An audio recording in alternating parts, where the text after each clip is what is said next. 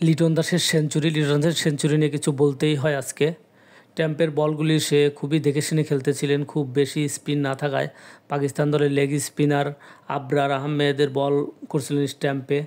65তম ওভারে স্ট্যাম্পের একটু বাইরে বল করেন তিনি। লিটনের জন্য ওইটুকু জায়গায় যথেষ্ট ছিল। লেগ কাট করে বলটি বাউন্ডারিতে পাঠিয়ে লিটন উধাও হলেন টেস্ট ক্রিকেটে তার সেঞ্চুরি উদযাপনের। 171 বল মোকাবেলা করে 11টি 4 ও 2টি ছক্কার 11তম চারে সেঞ্চুরিটি হয় লিটনের।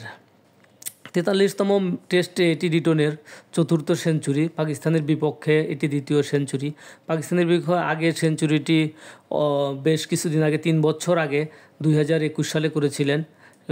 ওই স্কোরে সে 114 রান করেছিল। বাংলাদেশের প্রথম ব্যাটসম্যান হিসেবে পাকিস্তানের বিপক্ষে একাধিক সেঞ্চুরি করার কৃতিত্ব শুধু লিটনেরই। লিটন এই সেঞ্চুরির অন্যতম মহত্ব আছে। আজ রাওয়ালপিন্ডি টেস্টের তৃতীয় দিন সকালটা শুরু হয়েছিল দুঃস্বপ্নের মতো। 26 রান তুলতেই 6 উইকেট হারিয়ে বসেছিল বাংলাদেশ।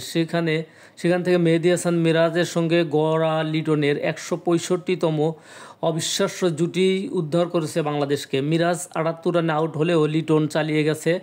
এরপর মিরাজ আউট হয়ে যাওয়ার বলাররা তাকে সঙ্গ দিতে পারে কি না, এটা প্রশ্ন ছিল। তাসকিন আহমেদ 5 বলে 1 করে আউট হয়ে যাওয়ার পর প্রশ্নটা আরও বড় হয়ে দেখা দেয়। তবে হাসান মাহমুদ দাঁড়িয়ে যায়, সেঞ্চুরি পেতে সমস্যা হয়নি লিটনের।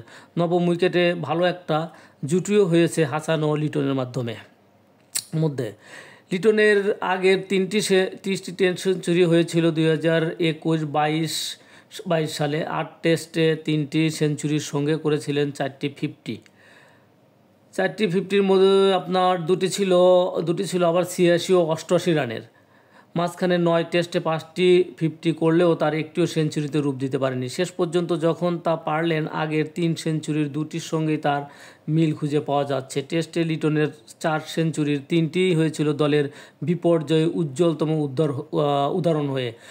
রেকর্ড হয়ে গেছে একটি দলের স্কোর 50-এর কম থাকা অবস্থায় ব্যাটিং অর্ডারে 5-এর নিচে নেমে 3টি সেঞ্চুরি করা বিশ্বের প্রথম ব্যাটসম্যান লিটন। তাই আজ যখন লিটন সেঞ্চুরিটি করলেন, তখন একে বিশেষ মহত্ব দিতেই হবে। আর আজকে লিটনের সেঞ্চুরি অবশ্যই স্পেশাল। আজকের এই সেঞ্চুরির মাধ্যমে বাংলাদেশ আজকে ভালো একটি স্কোর করতে পেরেছে এবং ভালো একটু অবস্থানে যেতে পারছে। ধন্যবাদ।